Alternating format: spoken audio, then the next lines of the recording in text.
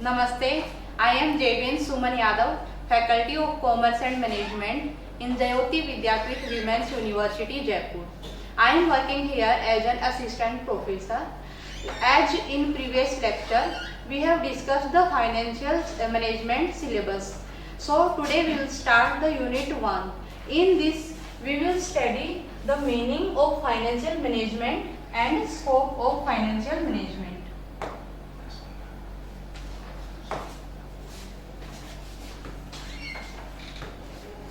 Meaning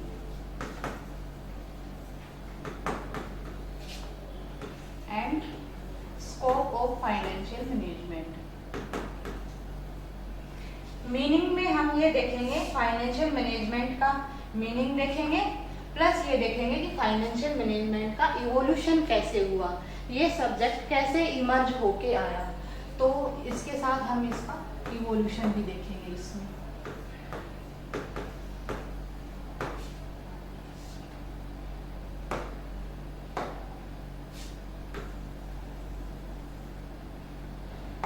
so financial management का meaning, इसमें क्या है, फाइनेंशियल मैनेजमेंट दो वर्ड से मिलकर बना है, फाइनेंस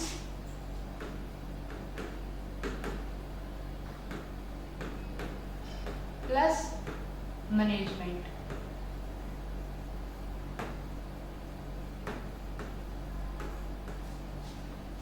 अब फाइनेंस क्या है? जब आप फाइनेंस का नाम सुनते हैं तो आपके माइंड में क्या आता है कि something related to money. So what is finance? Finance is it is an art and science of managing money.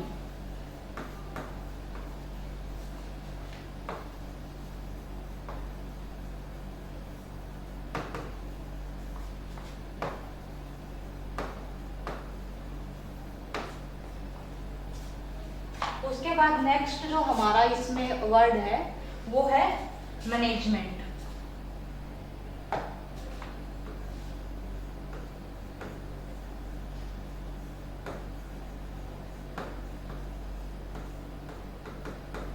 तो मैनेजमेंट क्या है?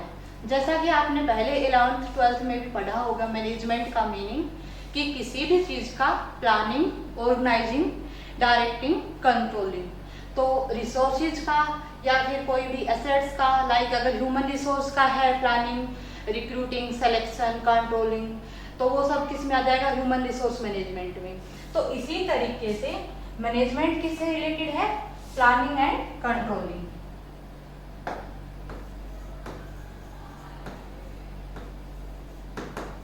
Planning and controlling. इससे हम फाइनेंशियल मैनेजमेंट का मीनिंग डराइव करेंगे। सो फाइनेंशियल मैनेजमेंट का मीनिंग क्या हुआ?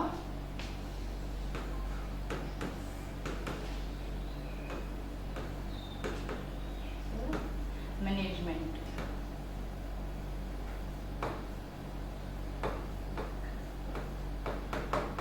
इसके साथ अगर मैनेजमेंट वर्ड जुड़ गया तो it means it is obvious कि एक मैनेजरियल एक्टिविटी है।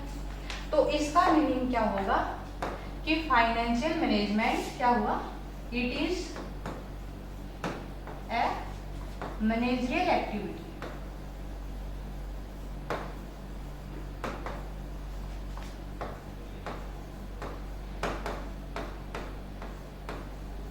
और ये मैनेजरियल एक्टिविटी किससे रिलेटेड? हमने मैनेजमेंट का क्या मीनिंग देखा? कंसर्निंग विद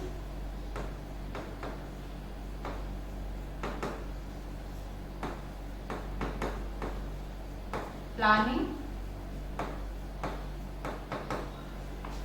एंड कंट्रोलिंग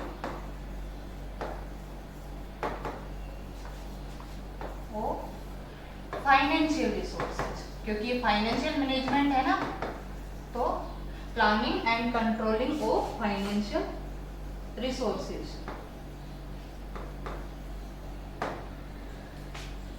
ये हमने देख लिया फाइनेंशियल मैनेजमेंट का मीनिंग। फाइनेंशियल मैनेजमेंट क्या है?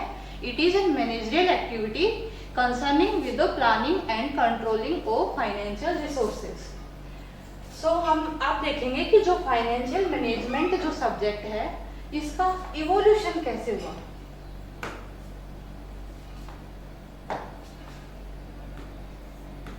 इवोल्यूशन, जो फाइनेंशियल मैनेजमेंट सब्जेक्ट है या फिर जो फाइनेंशियल मैनेजमेंट एक्टिविटीज है, हम देखते हैं कि हर ऑर्गेनाइजेशन में एक सीएफओ होता है जो फाइनेंस से रिलेटेड सारे रिसोर्सेज का प्लानिंग से लेकर कंट्रोलिंग तक का सारा काम करता है। तो इवोल्यूशन इस सब्जेक्ट का कैसे हुआ? स्टार्टिंग इसका 3 फेजेस में इवोल्यूशन हुआ है। नंबर 1 है ट्रेडिशनल फेज,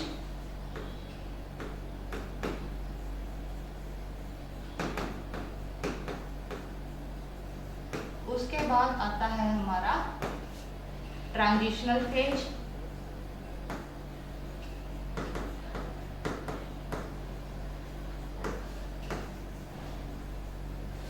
उसके बाद आता है हमारा मॉडर्न फेज। ट्रेडिशनल फेज में क्या आएगा? जो स्टार्टिंग हुआ फाइनेंशियल मैनेजमेंट सब्जेक्ट का जो इमर्जेंस हुआ वो हुआ हमारे पास as a field of study जो हुआ था। इसमें क्या आता है ट्रेडिशनल फेज में कि फाइनेंशियल मैनेजमेंट का इवोल्यूशन किस पर्पज से हुआ था। तो स्टार्टिंग में ट्रेडिशनल फेज में ये आएगा कि फाइनेंशियल मैनेजमेंट का जो इवोल्यूशन है वो फॉर ओकेजनल इवेंट्स के लिए हुआ था, जिसमें आएंगे ओकेजनल इवेंट्स क्या होते हैं? किसी भी ऑर्गेनाइजेशन में मर्जर डेली तो होता नहीं है कि जो 2 कंपनियां वो आपस में मर्ज करती हैं प्रॉफिट को मैक्सिमाइज करने के लिए। और लिक्विडेशन मीन्स कि कंपनी का वाउंड अप, और एक्विजिशन।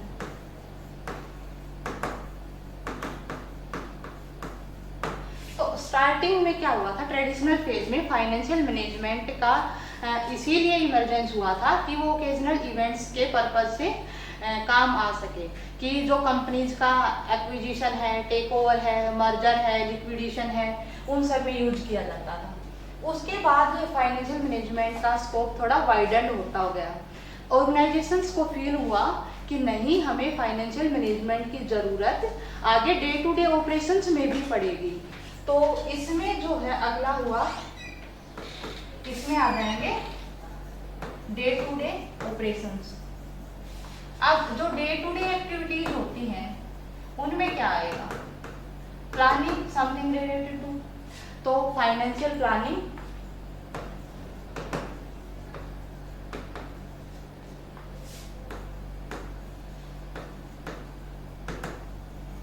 फाइनेंशियल कंट्रोलिंग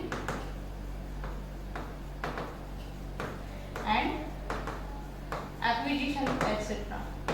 तो सेकेंड फेज जो हुआ हमारा ट्रांजिशनल फेज, इसमें क्या हुआ कि हमने ओकेजनल इवेंट्स के साथ साथ डे टू डे एक्टिविटीज को भी फाइनेंशियल मैनेजमेंट में इंक्लूड कर लिया, जिसमें हमारा आएगा financial planning, financial controlling etcetera.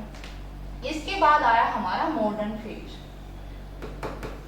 Modern phase में क्या हुआ कि इसका जो स्कोप है फाइनेंशियल मैनेजमेंट का वो और वाइडन हो गया, और इसमें जो है occasional events plus day to day activities. और उसके बाद जब इसका स्कोप और बढ़ा तो इसमें कुछ थ्योरीज डेवलप हुई, जैसे कि capital structure theories, valuation models. तो इसमें क्या आ जाएंगी theories like capital structure theories,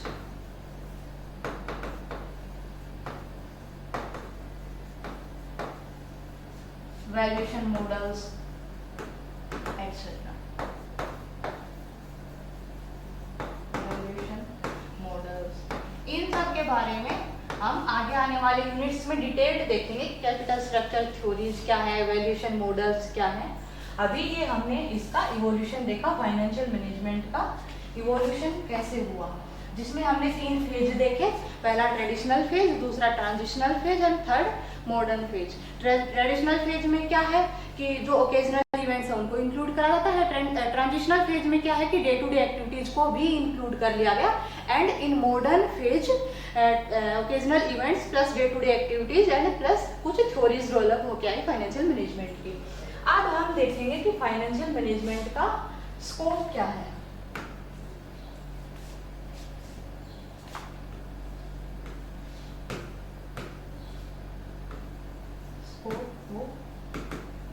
financial management, देखो किसी भी सब्जेक्ट का अगर हम स्कोप देखते हैं तो इसका मतलब क्या है कि वो सब्जेक्ट जो है हमारा, वो डिसिप्लिन जो है किस एरिया पे ज्यादा फोकस करता है। मींस कि हम ये देख सकते हैं कि फाइनेंशियल मैनेजमेंट किन किन एरिया पे फोकस करता है, तो उनको हम देखेंगे। फर्स्ट क्या है,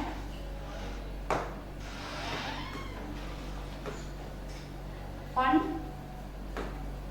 रिक्वायरमेंट।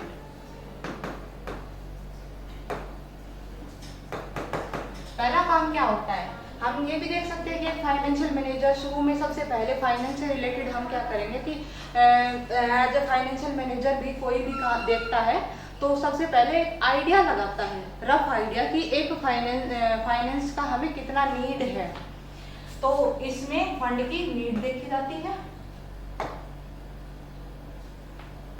नीड, और उसके बाद नीड में क्या देखा जाएगा कि हमें प्रेजेंट में कितनी नीड है फाइनेंस की एंड फ्यूचर में क्या नीड पड़ेगी, उस सब का आइडिया लगाया जाता है। प्लस इसमें यह देखा जाता है कि हमें लॉन्ग टर्म फंड की रिक्वायरमेंट है या फिर हमें शॉर्ट टर्म फंड की रिक्वायरमेंट है। लॉन्ग टर्म और शॉर्ट टर्म की, लॉन्ग टर्म की कितनी है एंड शॉर्ट टर्म की कितनी है।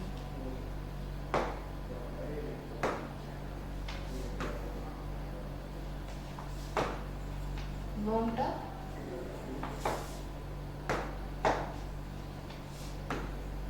And short term, long term की कितनी रिक्वायरमेंट है, शॉर्ट टर्म की कितनी रिक्वायरमेंट है, ये सब इसमें आइडिया लगाया जाता है।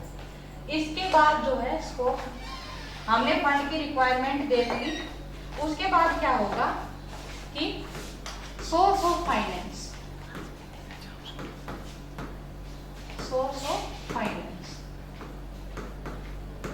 इसमें हम ये देखेंगे कि एप्रोप्रिएट सोर्स ऑफ फाइनेंस हमारा क्या होगा। हम किससे कितना पैसा लेंगे, डेट से लेंगे या फिर इक्विटी से लेंगे या फिर प्रेफरेंस शेयर्स के थ्रू लेंगे। तो हम उसमें एप्रोप्रिएट सोर्स ऑफ फाइनेंस देखेंगे। उसकी कॉस्ट को देखते हुए हम किसी भी एक सोर्स से पैसा कभी नहीं उठाएंगे, हम इनका कॉम्बिनेशन लेते हैं हमारा कि हमें एप्रोप्रिएट कौन सा पड़ेगा, कौन कौन सा कॉम्बिनेशन पड़ेगा एप्रोप्रिएट। उसके बाद हम देखते हैं सोर्स ऑफ फाइनेंस के बाद हमारा थर्ड आता है स्कोप में कैपिटल स्ट्रक्चर। इसमें क्या देखेंगे कि हमारा कैपिटल स्ट्रक्चर क्या रहेगा। इट मींस कि उसमें डेट का पोर्शन कितना रहेगा, इक्विटी का कितना रहेगा, प्रेफरेंस शेयर्स का कितना रहेगा, लोन का कितना रहेगा, वो सब हम इसमें देखेंगे। उसके बाद आएगा हमारा इन्वेस्टमेंट पैटर्न्स। हमने पैसा उठा लिया, उसके बाद हमने ये देख लिया कि हम एप्रोप्रिएट सोर्स ऑफ फाइनेंस हमारा कौन सा पैसा सही रहेगा। उसके बाद हमने कैपिटल स्ट्रक्चर डिटरमिन कर लिया क्या क्या रहेगा। फिर हम देखेंगे कि इन्वेस्टमेंट पैटर्न, इट मींस जो हमने पैसा लिया है उसको कहाँ पे हम लगाएंगे, लॉन्ग टर्म में लगाएंगे या फिर शॉर्ट टर्म लगाएंगे। लॉन्ग टर्म में लगाएंगे तो उसके लिए हम देखेंगे कैपिटल बजटिंग टेक्निक्स के मेथड्स के थ्रू पता करेंगे कि कहाँ पे लगाना, कौन से प्रोजेक्ट में लगाना हमारे लिए प्रॉफिटेबल रहेगा। शॉर्ट टर्म का हम देखेंगे वर्किंग कैपिटल मैनेजमेंट के थ्रू। इन सब को डिटेल में आगे आने वाले यूनिट्स में हम पढ़ेंगे। उसके बाद हम देखेंगे इन्वेस्टमेंट पैटर्न, हमने देख लिया। फिफ्थ हम देखेंगे कैश मैनेजमेंट, कि हमारे पास पैसा आ गया, उसमें हमने कैश का मैनेज कैसे करना है। तो इसमें हम कैश बजट के थ्रू देखेंगे, कैश बजट बनाएंगे। इन सब के ऊपर पर्टिकुलर एक एक यूनिट है हमारी, आगे वो देखेंगे। एंड लास्ट जो हमारा है वो हम देखेंगे कि जो हमारे पास रिमेनिंग जो फंड बच गया उसका कैसे यूटिलाइजेशन करेंगे। जो रिटेन्ड अर्निंग्स है हमारी, रिमेनिंग फंड यूटिलाइजेशन, कि उनका किस तरीके से हमारे ऑर्गेनाइजेशन में हम यूज करेंगे ताकि वो हमारे लिए बेनिफिशियल रहे जब हमें जरूरत पड़े। सो ये हमने देख लिया meaning and scope of financial management. अगले लेक्चर में हम इस यूनिट को आगे कंटिन्यू करेंगे। Thank you.